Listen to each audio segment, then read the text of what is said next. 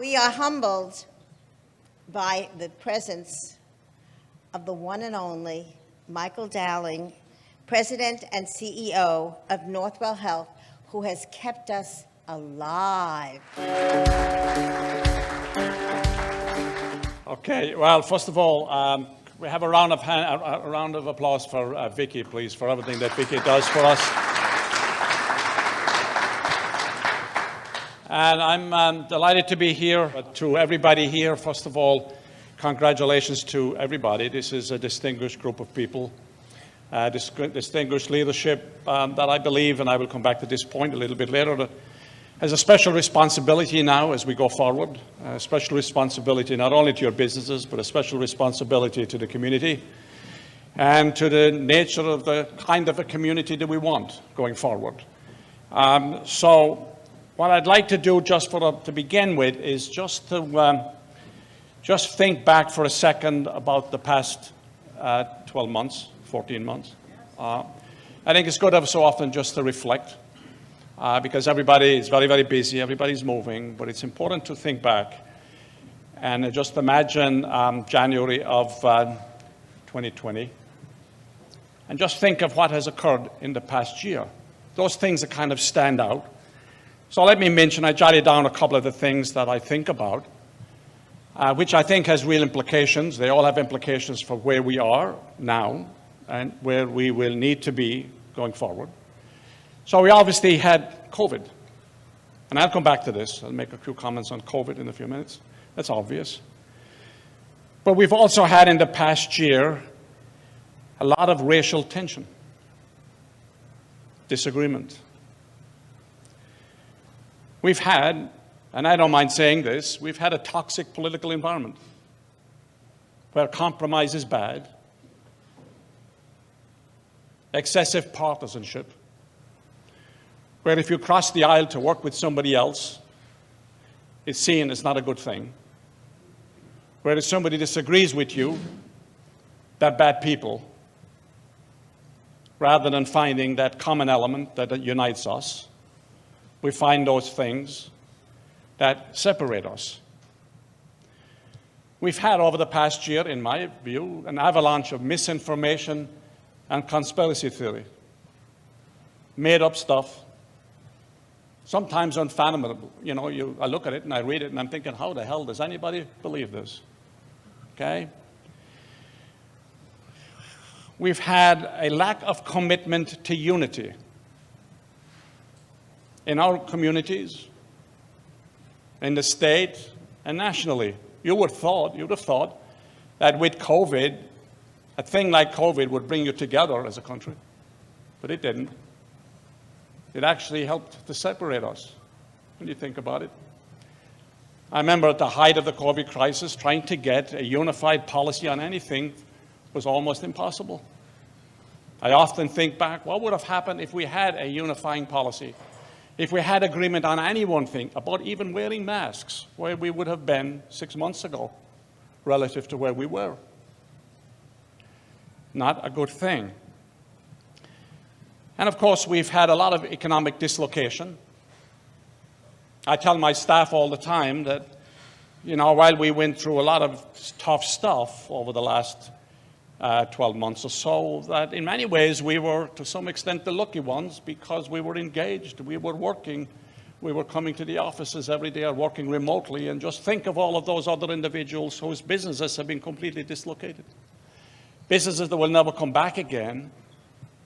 Employees that will never work in their businesses again, companies that have been somewhat obliterated to some extent. All you got to do is walk around Manhattan, walk around many of the communities, and you see what was and observe what is. The people who are affected by that, those are the ones that will suffer economic dislocation now for a long time, and it will take a good 5 years to 7 years, in my view, to get some of this back. That's the past year. And we've had one other thing that kind of complements what I just said, is we'd have this continuous culture of negativity. Rules of behavior have changed.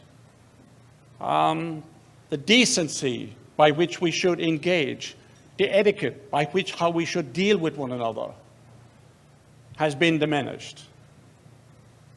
All of these are not good things. But we've got to correct them.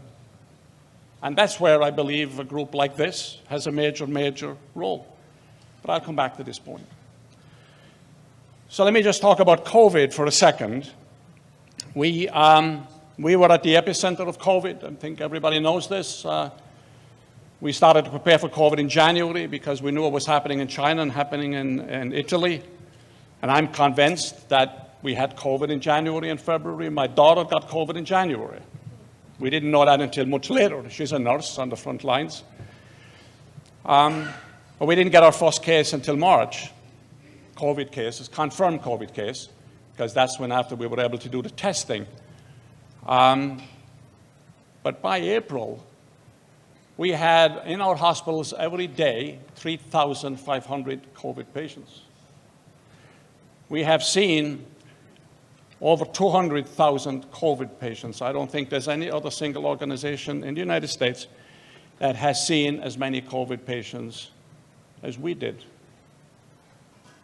And I think we handled it pretty well. You can look back.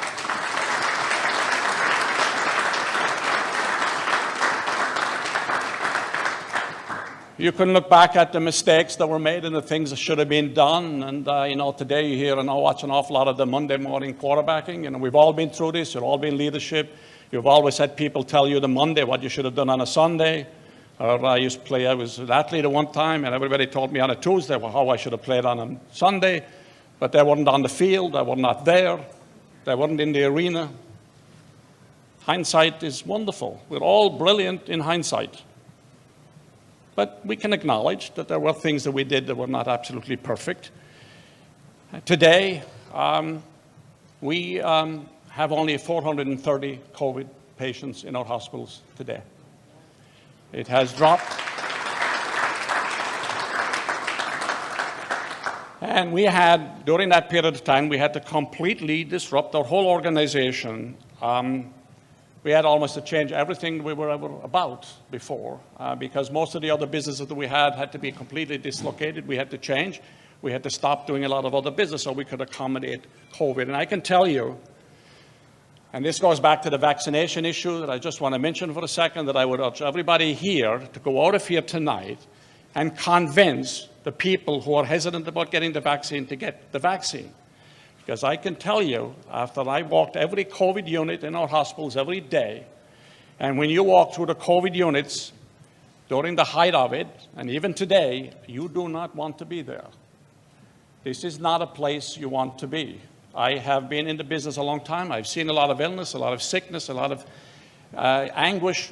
There is nothing that compares that I've seen with this, and I was around during the AIDS epidemic when it hit hard. And the longevity of this, usually a crisis lasts 4 or 5 days. You have a hurricane, you have a flood. This has been for 14 months now. And so I just want to say to all of the frontline staff at every facility, North Shore, Northwell facilities, and all of the other health organizations, the people on the front lines are extraordinary individuals. So when you meet a frontline staff person, you meet a nurse or a respiratory therapist, you say thank you. Because what they did on an ongoing daily basis was absolutely extraordinary. And now, today I opened up in Hempstead another vaccination site. We now have plenty of vaccine, and we don't have enough takers. A month ago, I had a lot of takers and no vaccine. So it has switched, and I know that there's been hesitancy because of the J&J issue, the AstraZeneca issue, the constant 24-hour-a-day media attention. We're not necessarily good because it repeats, and it repeats the negative, which gets everybody scared. The vaccine is safe. The vaccine works. It will stop you from getting sick. You may get COVID, but it will stop you from being in the hospital. And believe me, you don't want to be in the hospital. It's not where you want to be. So now what? A couple of perspectives. The past year, in my view, has changed everything. We're not going back. The world is now different. Every part of the way we think is now different. Our perspectives are different now, if you think about it. I think of things differently now than I did a year ago. I think of family differently. I think of neighbors differently. I think of friends differently. I think about my role differently. Because you cannot go through something like this once in a lifetime. Remember, most people our age have never been through this. This is the first. And then COVID complicated by all of these other issues I just mentioned. It's also important that when people talk about this to understand that, things always happen to you. Bad things always happen, but it's how you react to them that matters. Leadership is about how you react to circumstances that you didn't anticipate that are difficult. That's where good leadership comes in. And I think right now, looking forward, that opportunities abound. I think I'm optimistic about the future. I think there are a lot of things that we now can be doing because we have learned a lot from the last 12 months. If we think about it, it was an experiment in new learnings. It was an experiment in creativity and innovation. We innovated faster than we ever thought we ever could at Northwell, and so did others. There were things we did on a day-to-day basis that if you had told me in the normal times, I would have told you I have to have a business plan, I have to do the analysis, I got to think about it, etc. In the middle of a crisis like this, the heck with the business plan, you go with your gut, you do it, and it most of the time works. The perspective changes. So, many lessons learned. So let me go to our role now, your role, my role. If you contemplate and reflect the past year, now you look at where you are, and you say to yourself, going forward, what am I going to do for the next 5 years? In my view, there's a couple of parts to this. One is what we do in our own organizations, each of our own organizations, be they not-for-profit, public, for-profit. We have to completely reimagine our organizations now. Completely rethink, where are we going? Because the world has definitely changed. Technology has changed the world. I mean, this is one of the first events in a year that I have been in where we have people present in a group. I have been Zooming for a year. I didn't know what Zoom was before COVID, but Zoom is part of our future. It can't be the only part of our future, but the question now is, when you're communicating with your staff, wherever they are, what is the hybrid between Zooming and in person? What does that mean? I have 10,000 people right now working remotely. I will probably have more. So a big part of our organization is remote. In every business you know, and businesses that we're familiar with in the city, all of the big companies, auditing companies, consulting companies that I deal with, they're all remote.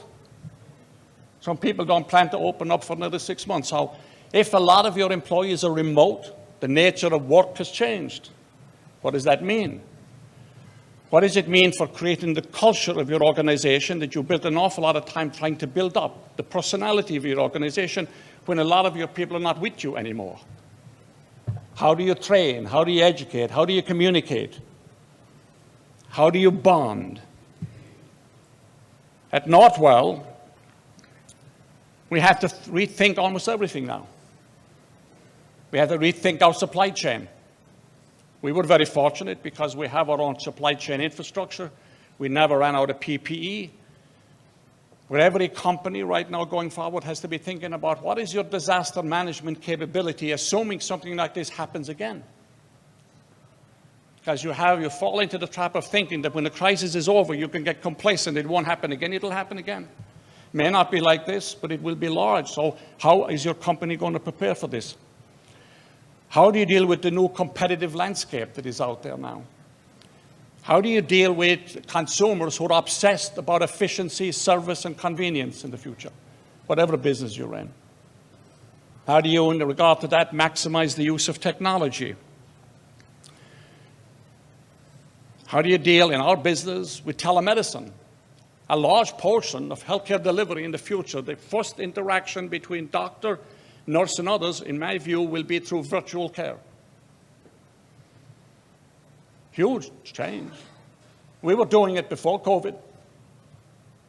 It accelerated dramatically during COVID because it was proven during COVID it could work, and the people who didn't agree with it found out that it did work, and now they want to do more of it. What does that mean to the nature of care delivery in my business? So you have all of those issues pertaining to your own organization. So I would suggest that everybody is to sit back and say, okay, this is where I was, this is where I am, this is what I had, this is how I operated.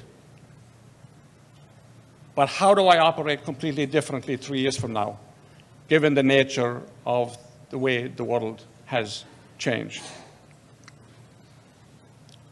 So that's one part of our responsibility. The leader right now who doesn't reimagine their organizations will be left behind. That's not a good place to be, because the world is going to get more competitive. And government has changed. I mean, how we relate to government these days is going to be different. It's different. Albany politics is different today than it was. That has implications. Irrespective of your political persuasion, it has major implications. Some of it I like, some of it I hate. But we have to adapt. Okay? Leadership in many ways is an experiment in continuous adaptability and resilience. Now there's a second thing. Second role for all of us, and that's our external role. We're all respected in our communities. However we define our community, we're respected in Long Island. That's why you're all here. We have a certain obligation and a certain responsibility. We have influence. People listen to us. When each one of you talk, people listen. And they hear. So what we say matters. How we say it matters. So in my view, we have a major responsibility, which in my view also is as important as the first piece I talked about, which is how you organize your business. We have, in how we deal publicly and how we use our leverage, we have to promote the idea of unity and promote the idea of community. We have to promote the idea of togetherness. We have to be perpetually optimistic about what's good about this place, what's good about Long Island, what's good about New York City, what's good about the United States. Understanding that our role in the world has to change and we have to become more of a leader, in my view. We have to give, as I've said numerous times in the past to others, we have to give oxygen to hope, not oxygen to disunity. That is our responsibility. We can't be sitting back and saying, by the way, it's somebody else. It's the politician in Washington or it's the politician in Albany. We're all politicians. Politics is the mechanism by which you meander through obstacles. That's politics. We're all in it. So we have to give oxygen to hope. We have to promote compromise. We have to break down the unnecessary partisanship. We have to build team. Our kids are watching. The kids in the schools are watching how we behave. So we have to educate. They don't want to look at us and say, I don't want to grow up that way. We're better than the way we were over the last couple of years. We're a better place than how we represented ourselves. It was very interesting during COVID, in the height of the COVID, the unity among our staff was extraordinary. People from different persuasions in healthcare, different disciplines, all came together on the floors of the COVID units. The silos broke down. We had more interdisciplinary care. We had dermatologists on the floors of the COVID units. We had orthopedic guys on the floors of the COVID units working. Everybody banded together. It proves what you can do. Our responsibility is to maintain that. Our responsibility is to continue the creativity that existed during COVID and maintain, perpetuate it going forward. And we have another an extended, and I mentioned a couple of things that I think are very important. Some of you may agree, some of you may not, and that's okay. Constructive disagreement is positive. We should be able to have constructive agreement without looking upon each other as enemies, as is too often happens these days, unfortunately. I, for example, have been very vocal because I like to take issues outside, bigger issues that I think are important to us as a community. I've been very actively involved in the issue of gun violence. Forget the Second Amendment. I'm not arguing the Second Amendment. I'm not arguing the right to bear arms. But I found it very, very interesting. And let me give an example. When the J&J vaccine, 14 million doses are given out, 6 people got sick initially. 1 person died, and they shut down the program. Yet the same week, 24 people died from gun violence, and nobody seemed to care.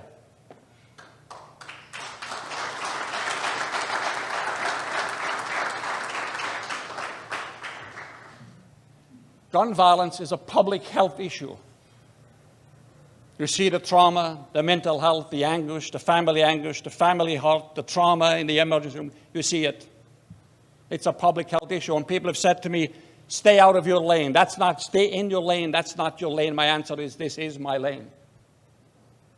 As a person who cares about the community, gun violence is a public health issue. We're better than what we are presenting ourselves as. And again, even if you ask gun owners about whether or not they believe in promoting safety and protection, they will agree with you. Yet it is we who have to get our politics to move and do something. Second area, and I would suggest pick an area like this. Pick something outside that you romanticize about and you like, and take it on. The other one is veterans.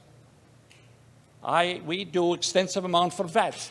I mean, let's remember, 1 million vets returned from overseas in the past 5 years. Long Island has the largest number of veterans in the United States. The second largest number of vets in the country, over age 65, are in Suffolk County. We're holding 3 big events. We had a big one at the World Trade Center the other night. We're holding a NBC special on celebrating vets on May 28th, and we're having a big event on Memorial Day.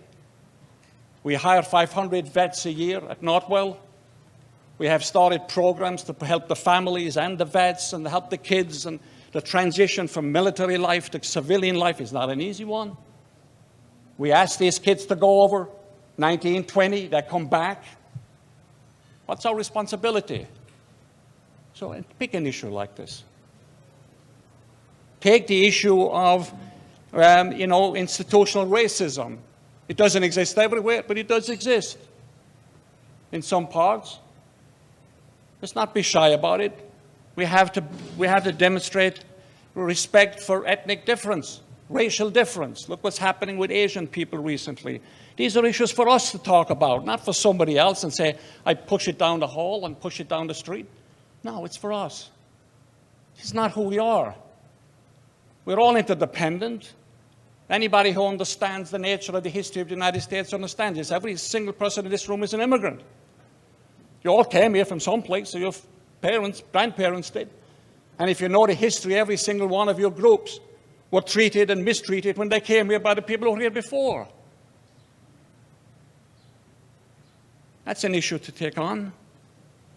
And of course, COVID, unmasked a lot of the underbelly of what's wrong, the disproportionate effect that COVID had on certain populations, the health equity issues, etc. What we do in the poorer communities going forward, we all have an obligation to deal with what we should be doing there and what we do with the educational programs in those poor communities where we can provide more of an opportunity for people. I could go on, but I think you get the message. Success is not just status. It's not just having a title. We can all be people of success. The question is, can we be people of value? And our own success is the result of triumph over adversity. We've overcome a lot of adversity in the last year. But now it's time to ratchet it up, put the leg on the accelerator, and build hope for the future. You know, and our greatest competition, as I tell everybody I can, greatest competition is the status quo. Don't worry about the person who comes out, the other competitor comes at you. That just excites you. That gets your juices flowing. I like to be competitive. Standing still means you're going backwards. Trying to remember what it was like in the old days doesn't work. Remember, nostalgia is not a strategy.